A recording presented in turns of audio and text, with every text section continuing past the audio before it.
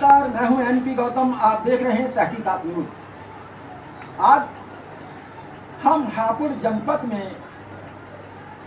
एकता किसान यूनियन के वरिष्ठ नेता अनिल कुमार गुप्ता जी के आवास पर हैं और मेरे साथ अलग अलग दल से अलग अलग वरिष्ठ नेता, वरिष्ठ समाज सेवी भी मौजूद हैं। तो आज हम अलग अलग मुद्दे पर इन सब से बात करेंगे। मैं सबसे पहले अनिल कुमार गुप्ता जी से बात करना चाहूँगा।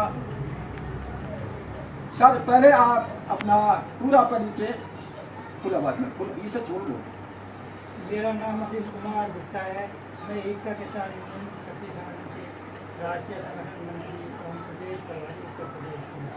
मैं किसानों की समस्याओं को, मजदूरों की समस्याओं को, कामगारों की समस्याओं को जनता के सामने उठाता हूँ और प्रशासन से उनके समाधान की मांग करता हूँ।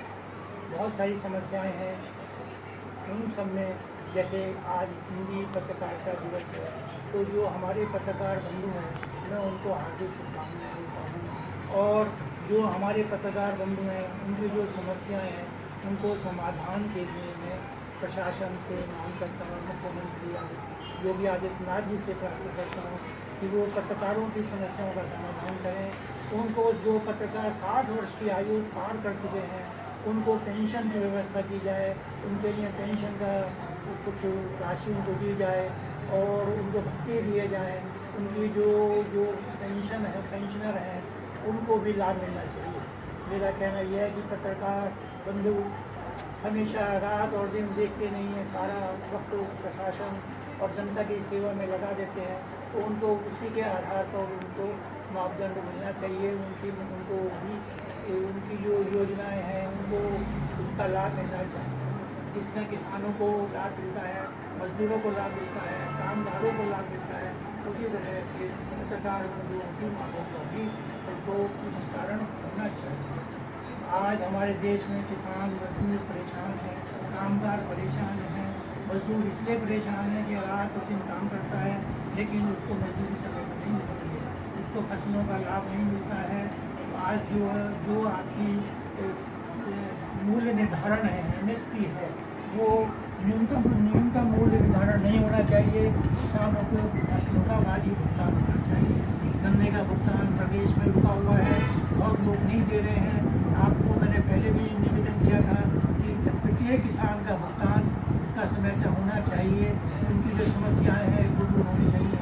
किसानों को उत्पीड़न करते हैं, भूमाफिया उत्पीड़न करते हैं, उनकी जो हस्ताक्षरनी होती है उसमें जो उनके अभिलेख होते हैं उनको गलत तरीके से माफ करके उनको प्रताड़ित किया जाता है। कानून को, उनकी ज़मीनों को कभी कहीं बता देते हैं, कभी कहीं बता देते हैं और उनसे कुछ सुविधा शुल्क की उम्मीद करते हैं, जो कि नितांत गलत है।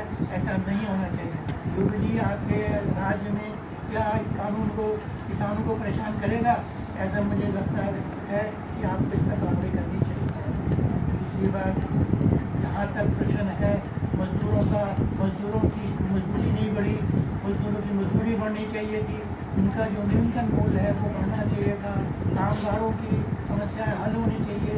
कामगार सुबह से शाम तक, जो चाहे वो सामाजिक क्षेत्र में हो, चाहे वो राजनीतिक क्षेत्र में हो, चाहे वो छोटी छोटी मजदूरी करता हो, उनकी भी समस्या का समाधान होना चाहिए। कामगारों की भी जो न्यूनतम मजदूरी है उसका निर्धारण काफ़ी समय से नहीं हुआ है, उसका भी जो है वर्तमान परिदृश्य में उनका भी निर्धारण कर उनको भी लाभ पहुँचाया जाना चाहिए। फिलहाल ऑपरेशन सिंदूर हुआ और उसका बीजेपी ने, जो हमारी सरकार है, उसने काफ़ी तारीफें बटोरी और अब ऑपरेशन सिंदूर के नाम पर घर घर जाकर महिलाओं को सिंदूर बांटा जा रहा है। तो ये कैसी राजनीति है? क्या ये आपकी निगाह में उचित है? क्या ये हमारे भारतीय नारियों का सम्मान है? और मोदी जी ने एक बयान ऐसा दिया कि मेरी रगों में गरम सिंदूर दौड़ रहा है। तो इन बयानों पर आप क्या कहेंगे? देखिए, जो बातें आपने कही हैं, कुछ बातें ठीक है और कुछ बातें जो है विश्वास नहीं रखता, क्योंकि देश के मुख्यमंत्री हों, देश के प्रधानमंत्री हों, वो कूटनीति के कारण अपने देश को चलाते हैं और वो जो है ठीक समझते हैं वैसा करते हैं। लेकिन जब वो समाज के सामने है, अगर महिलाओं के सम्मान के लिए उन्होंने जो है सिंदूर ऑपरेशन चलाया है, तो महिलाओं को उन्हें सम्मानित करना चाहिए। उनकी मांग के लिए सिंदूर देना या अनावश्यक की बहुत सारी ऐसी चीज़ें जो राजनीतिक लाभ के लिए हो रही हैं, ये सब नहीं होनी चाहिए। जहाँ तक देश का सवाल है, देश का प्रत्येक नागरिक, मोदी जी आपके साथ है, योगी जी आपके साथ है। क्यों साथ है? क्योंकि आप देश की भावना की बात करते हैं।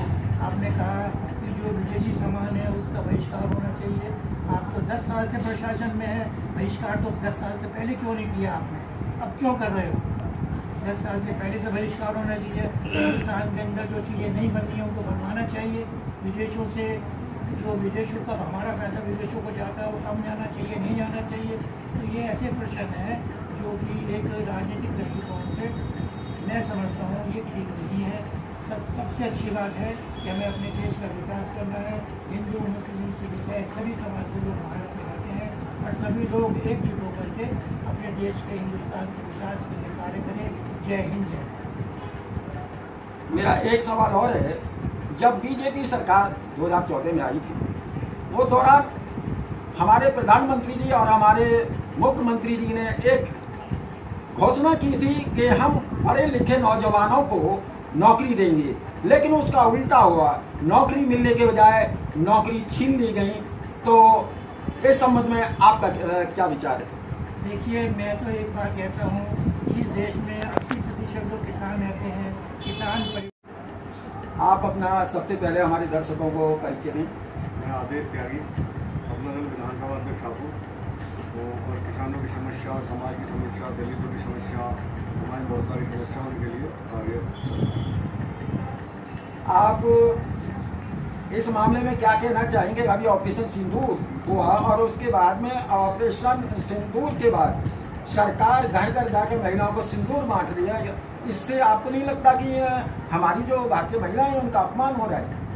सबसे पहले तो मैं चौधरी चरण सिंह, जिन्होंने किसानों के लिए काम किए, किसानों की समस्याओं को सुलझाने में जो वर्षों से किसानों की समस्याएं थी उन्हें समझाने में उनकी पुण्यतिथि पर नमन करता हूं।